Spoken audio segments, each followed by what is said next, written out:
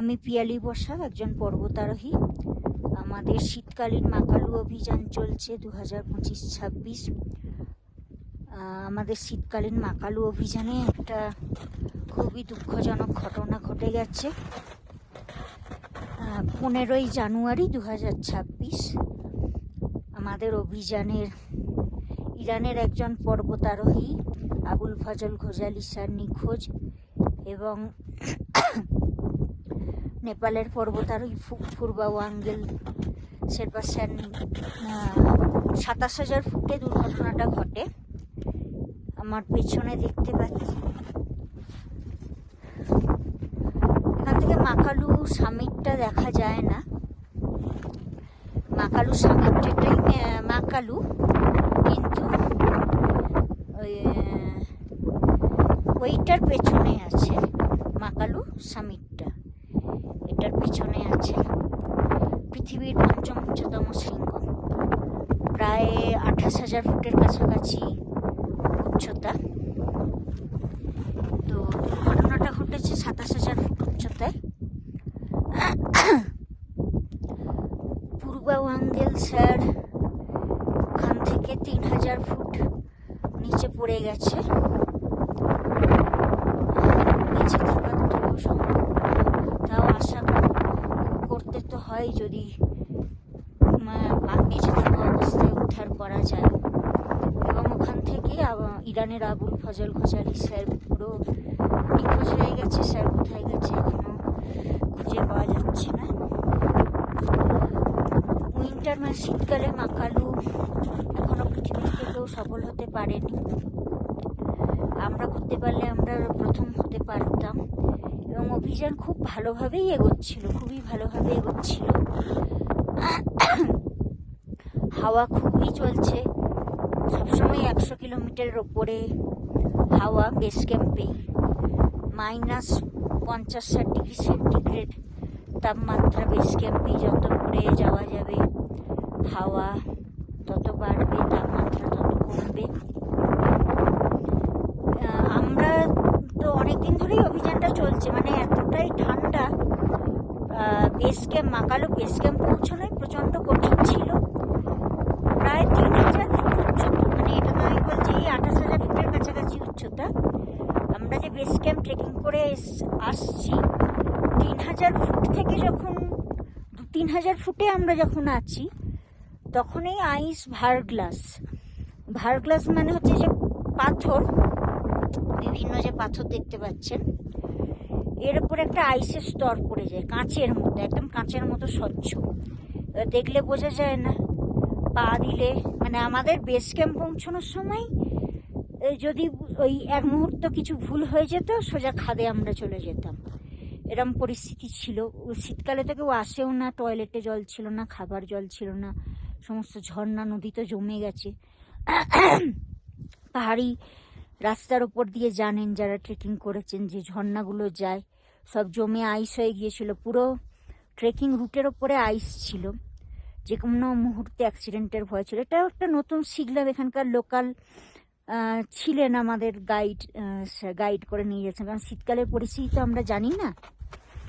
তো সেইভাবে আমরা বেস ক্যাম্প পৌঁছেছি, অ্যাডভান্স বেস ক্যাম্প এটা।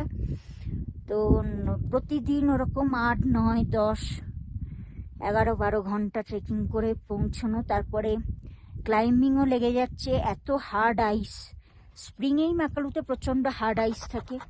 গরমকালে আমি সামিট করেছি 2023 সালের গ্রীষ্মকালে মাকালু খুব কম, সারা পৃথিবী থেকে কম মানুষ সামিট করেছেন, কারণ মাকাল প্রচণ্ড টেকনিক্যাল, কঠিন। এবং গ্রীষ্মকালেই এত হার্ড আইস আমি দেখেছিলাম, শীতকালে তো আরও প্রচণ্ড বেশি। আমাদের এই শীতকালীন অভিযানও খুব ভালোভাবে এগোচ্ছিল। আমরা সবাই মিলে একসাথেই সামিটে যাচ্ছিলাম। সমস্ত আমাদের লোড ফেরি আলপাইন স্টাইলেই আমাদের অভিযানটা হচ্ছিল। শীতকালে তো আলপাইন স্টাইল খুব কঠিন, সেইভাবে তো রোপ থাকে না, ফিক্সড রোপ থাকে না, সেফটি থাকে না। তা আমরা ভালোভাবে করছিলাম। করতে করতে আমরা যেদিনকে সামিটে যাব, আমার অক্সিজেনটাই কাজ করছিল না, বাকি সবাইকার অক্সিজেন কাজ করছিল। আমার অক্সিজেন মাস্কটা কাজ করছিল না। স্যার তখন বলেন যে আমাকে নিচে নেমে যেতে, কারণ শীতকালে তো উইদাউট অক্সিজেন খুব অসম্ভব ব্যাপার। এত হাওয়া চলছে আমাদের, মানে নাক গলা বুক একদম জ্বলছে। আর এই গরমকালের হাওয়া শীতকালের হাওয়া আলাদা। এটা আসছে একদম তিব্বত থেকে, ড্রাই ওয়েদার, ড্রাই হাওয়া একদম। তো সমস্ত নাক গলা বুক জ্বলছে। তো আমরা তখন স্যার আমাকে বলেন যে নিচে যেতে, ওনারা সাবমিট করে নামবেন। নামার পর ওদের অক্সিজেন মাস্ক নিয়ে আমি আবার সামিটে যাব। রিঞ্জিন স্যারের সাথে আমি সামিটে যাব। কিন্তু এরকম ওনারা সামিট করলেন, করে সামিট থেকে জাস্ট একটু নেবেছেন, সামান্য নেবেই এই দুর্ঘটনা ঘটে যায়। পূর্বা ওয়াঙ্গেল স্যার 3000 ফুট নিচে পড়ে যান। সামান্য পর্বতারোহণে এটাই যে সামান্য এক মুহূর্তের ভুলেরও কোনো ক্ষমা নেই। আর ইরানি আবুল ফাজল স্যারকেও খুঁজে পাওয়া যাচ্ছে না। রেঞ্জিন স্যারেরও হাতে ফ্রস্ট বাইট হয়ে গেছে, ওনাকে এখানে রেস্কিউ করে হসপিটালে পাঠানো হয়েছে। এবার এত কিছু দুর্ঘটনার পরও সবাই বারণ করছে আমাকে সামিটে যেতে, কারণ এই পরিস্থিতিতে তো সবাই ভয়ে আছে। এবং তার উপর তো একবারে এখন তো রেস্কিউ টিম এসছে, পূর্বা ওয়াঙ্গেল স্যার এবং ইরানি স্যারকে খোঁজার চেষ্টা চলছে। কিন্তু বললাম প্রচণ্ড হাওয়া, তাপমাত্রা দিন দিন আরও কমে যাচ্ছে, এরকম পরিস্থিতি। কিন্তু আমি এই অভিযানটা আসলে করেছিলাম যে কারণে একটু যেদি করছি, যে এরপরেও আমি সামিটে যাওয়ার চেষ্টা করছি। কারণ আমি নিজেও তো একটু নিম্নবিত্ত পরিবার থেকে এসেছি, খেটে খাওয়া মানুষের প্রতিনিধিত্ব করে, সেই লড়াইয়ের প্রতিনিধিত্ব করে এবং মেয়েদের লড়াইয়ের প্রতিনিধিত্ব করে মেয়েদের ওপর যে অত্যাচার ঘটে চলেছে। সম্প্রতি আমাদের পশ্চিমবঙ্গে ডাক্তার একজন অভয়া, তার হসপিটালের ভিতরে ঢুকে যে 36 ঘন্টা ডিউটি করে রোগীর সেবা দেয়, মানুষকে বাঁচায়, 36 ঘন্টা ডিউটি করার পর তাকে হসপিটালের ভেতরে অত্যাচার করে খুন করা হয়েছে। বাচ্চা বাচ্চা মেয়েদের ওপর অত্যাচার চলছে।